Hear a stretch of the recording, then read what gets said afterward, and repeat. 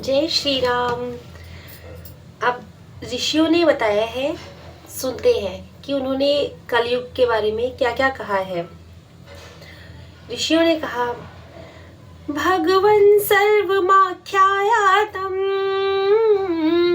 यत् पृष्ठं विदुषा त्वा संसार पाशविधानं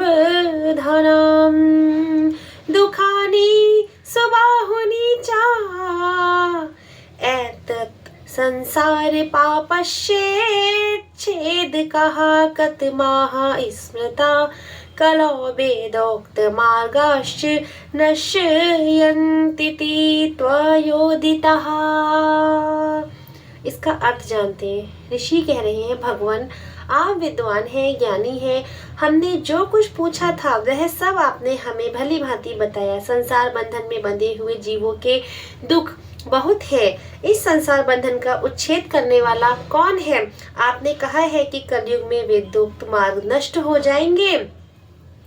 अधर्म परायण पुरुषों को प्राप्त होने वाली यातनाओं का भी आपने वर्णन किया। घोर कलयुग आने पर जब वेदोक्त मार्ग लुप्त हो जाएंगे उस समय पाखंड फैल जाएगा।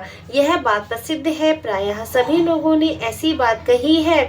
कामार्ता हश्व देहाश्च लुब्धा अन्योन्यात्परः कलौ सर्वे भविष्यन्ति स्वल्पायुर्बहुपुत्रिकः।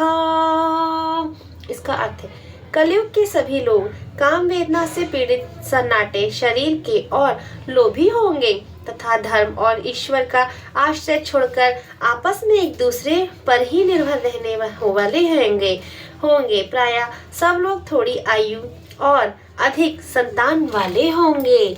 कलयुग में ऐसा हो भी रहा है। उस युग की स्त्रियां अपने ही शरीर के पोषण में तत्पर वैश्याओं के समान आचरण में प्रवृत्त होंगी। पति की आज्ञा का अनादर करके सदा दूसरों पर जाया आया करेंगी। दुराचारी पुरुषों से मिलने की सदैव अभिलाषा करेंगी। उत्तम कुल की स्त्रियां भी पुरुषों के निकट ओछी बातें करने वाली होंगी। कुल मिला के उन्होंने कलयुग में इस वक्त जो भी चल रहा है वो सब कुछ इस रामायण में बताया गया है। ठीक है। पाखंडाल्पानिरताः पाखंडजन संगिनीः यदा द्विजा भविष्यन्ति तदा भ्रंतिं गताः कलिः। जब ब्राह्मण पाखंडी लोगों के साथ रहकर पाखंडपूर्ण बातें करने लगे तब जानना चाहिए कि कलयुग खूब बढ़ गया है। जय जय श्री राम। इस तरह की मैं और भी आपको जानकारियाँ देती रहूंगी।